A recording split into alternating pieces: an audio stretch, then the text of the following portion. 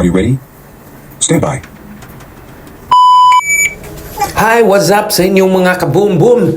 I'm a nurse, EMT by heart, and a gun enthusiast. So tayo ay maglilinis ng ating CZ P10F. So bago tayo magsimula ay dapat safe tayo. Tanggalin natin ang ating magazine. Then, check chamber. Visually, rack natin ng slide. Check natin ang chamber and then hammer down. So para malinisan natin ng maayos, tanggalin po muna natin ang ating Olight Baldy RS na Coyote Tan ang kulay. So ayun. So tanggalin natin ang slide, yun. And then tanggalin natin ang ating recoiled guide rod. So guide rod and ating recoil spring. Then, tanggalin natin din ang ating barrel. I-lift lang natin, then i-pull. Ayun. So, yan po ang ating CZ-P10F na tear down na siya. So, gamit ko is ang CLP na Lucas Oil. So, ito ay for cleaning, for lubricating, and for protection na rin. So, first, naglagay tayo para sa ating guide rod. So, linisin lang natin para yung mga gunpowder ay mawala. And then may extra pa, so ipahid din natin sa ating recoil spring. Recoil spring ko ay 13 pounds. So meron pang nasasayangan ako sa oil. So pahiran na lang din natin ang ating barrel. Ayun, para ho ay malinisan yung outer part ng barrel. Ayan. So trapo natin. Tatrapo natin para matanggal yung ang residue ng gunpowders. Ayun. And then, ayan, trapo lang. Then, i-ready na natin yung ating panglinis. So, dito, kukuha lang, ang ginagawa ko is binababad ko muna yung ating barrel. So, binubuhusan ko lang ng oil yung loob ng barrel para pagka lilinisan ko na yung loob ng barrel ay parang na-soak na siya sa Lucas Oil. Napaka ganda ng oil na ito. So ayan, ibabrush ko siya. Babrush natin ng konti. So ayan, ready na. So ngayon gamit ko ang aking 9mm snake bore. So ito yung ginagamit ko para malinisan yung loob ng ating barrel. So siguro mga 6 to sabi natin 5 to 6 times ko siyang pinapasok. Tapos, chine-check ko lang kung malinis na ba yung barrel. So, maganda siya kasi pasok mo, meron na siyang brush, meron na rin siyang parang cloth para malinis na talaga. Parang isang hatakan, hindi mo na kailangang mag-brush, hindi mo na kailangang linisin. Basta mababad mo lang siya gamit yung ating Lucas Oil na CLP. Clean, lubricate, and protect. Ayan. So, hila natin. And, yan. Yang dyan isa may part na mga row, first part, mayroon yung parang steel brush dyan.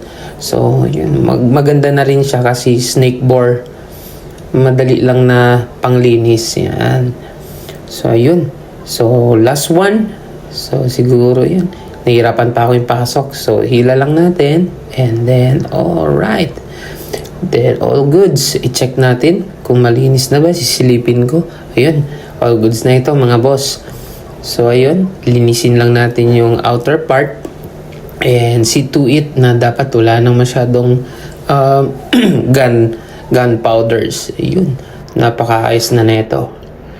Ganito lang yung paraan ko ng paglilinis ng aking CZ-P10F. Alam ko may iba't ibang ways, pero basta tama lang yung basta wag nyo lang yung masyadong ma-tear down or masira yung ibang parts. Ayan.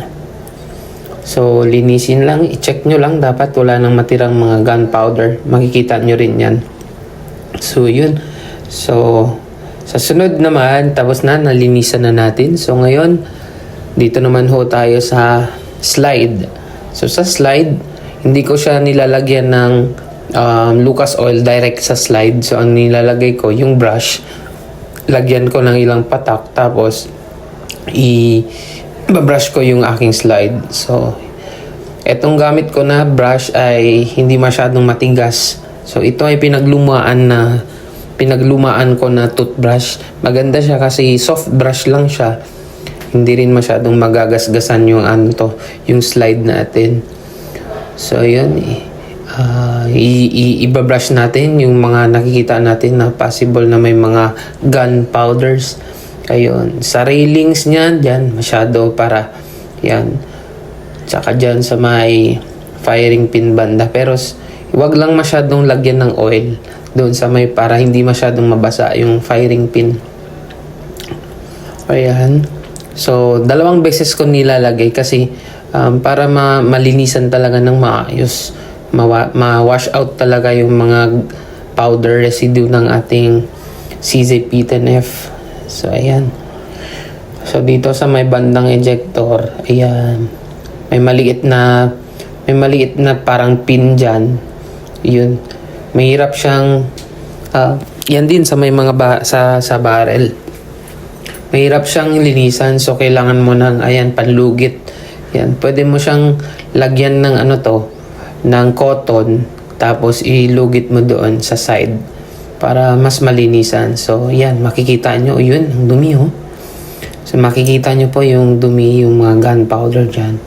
So, maganda rin na may parang toothpick kayo dyan para yun sa mga maliliit na space ay malinisan ho natin ng maayos. Ayan.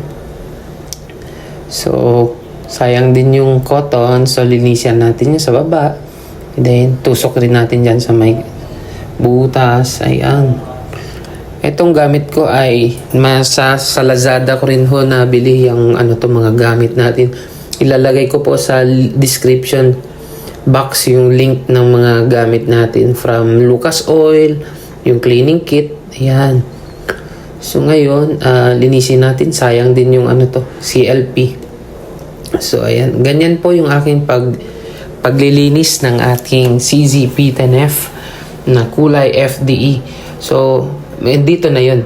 Yung may konting may konting pin dyan banda. So, linisin lang. Tusukin nyo lang po. Tapos, ayan, linisin nyo lang. Then, magiging malinis yan. Dapat, always nyo pong i-check yan dyan banda. Dito banda, dapat i-check nyo po ito parati. Dapat malinisan nyo rin po ito. Ayan. So, ayan. So, okay na po ang aking paglinis. So, ngayon, trapuin lang natin ng konti para maging dry. At saka i-ready na natin para mag-lubricate na tayo. So, ayan. Lilinisin ko po dito banda. Ayan. And yung outer part ng aking slide, nililinisin ko rin. Ayan. Napaka-smooth pa ng aking CZ-P10F. Ayan. So, yan. Linisin natin ng maayos. Titignan ulit natin. So, yan. Itabi muna natin to. So, ngayon naman ay dito naman tayo sa aking frame. So, ito, lalagyan ko muna dito sa cotton para mamaya gamitin ko yan para sa labas ng frame. Nilinisin ko rin to. Yun. Kung ano po yung ginawa ko sa slide, ito rin po yung gagawin ko sa frame. So, nilagay ko yung CLP sa toothbrush and linisin ko rin po yung yung mga dumi dito sa side ng mga ng ating frame. Dito sa may extractor, dito sa may trigger guard, lilinisin din natin yan. Always yan. Ayun. Then, dito rin. Linisin ko rin po dito banda. Ayan. So, kailangan natin i-double check at saka dahan-dahan din tayo sa pag-brush. Smooth lang na pag-brush natin. Dito rin sa magazine insertion niya, dapat malinisan din natin para smooth din yung ating magazine. So, medyo kung madumi na yung toothbrush, gamitin nyo rin po pang linisin mo. So, ito, ginamit ko na para sa labas ng frame. Ayan, linisin din natin. Yun. So, ngayon, trapuin na rin natin. Tatrapuin ko na ito.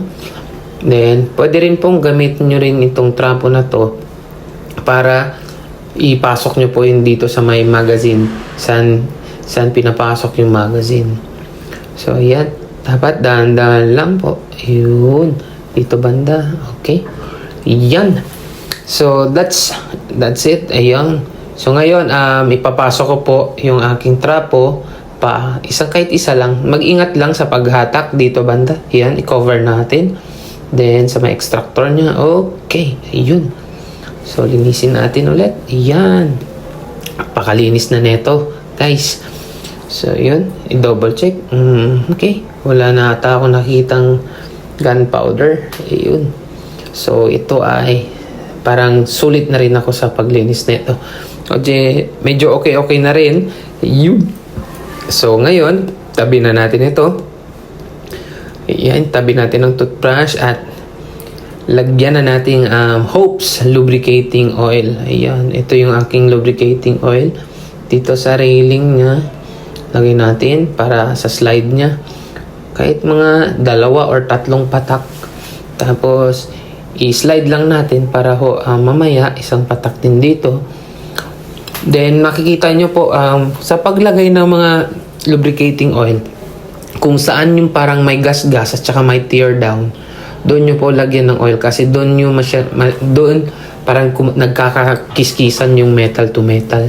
Ito, parang nilagyan ko rin yung barrel ko para maging smooth din siya. Hindi ko nilalagyan ng oil yung loob ng barrel kasi pag nilalagyan ng oil, pag puputok yan, imbes na yung blast niya, nagiging parang dumidikit siya sa oil. Pwede mong lagyan ng oil outside lang, pero yung sa loob hindi ko nilalagyan eh. So, ito yung aking guide rod at saka aking recoil spring na 13 pounds. Nabili ko rin sa Lazada. So, yan. Pasok natin. And, hoop. Napakaayos na nito kasi stainless siya. So, mabigat siya. So, it will help sa pag-manage ng recoil. Plus, yung aking flashlight na may weight din. Manageable ang recoil na aking CZ-P10F. So, ayan. 1 patak lang kada part. Ayan. Makikita mo kung may mga gas yung tear down ng metal. Doon ako naglalagay ng aking lubricating oil na Hopes. Ayan. 1 patak lang. Okay, dito rin sa may extractor banda. And dito na rin eh. 2 patak. Goods lang. So, ayun. So, pasok natin ang ating slide. Test slide. Okay, function test. Okay, smooth na smooth. Function test. Okay. So, ayan. So, ngayon, all goods na yung loob.